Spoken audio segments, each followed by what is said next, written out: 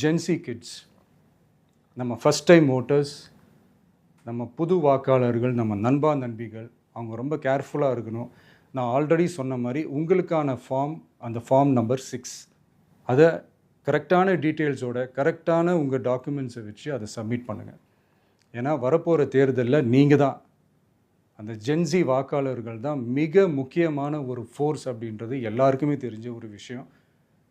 அதனால் உங்களை டிஸ்டர்ப் பண்ணுறதுக்கு, உங்கள் பேரை அதில் இன்க்ளூட் பண்ணாமல் செய்கிறதுக்கு என்னென்ன வேலைகள் செய்யணுமோ, என்னென்ன தில்லுமுள்ளு வேலைகள் செய்யணுமோ எல்லாமே அவங்க செய்வாங்க.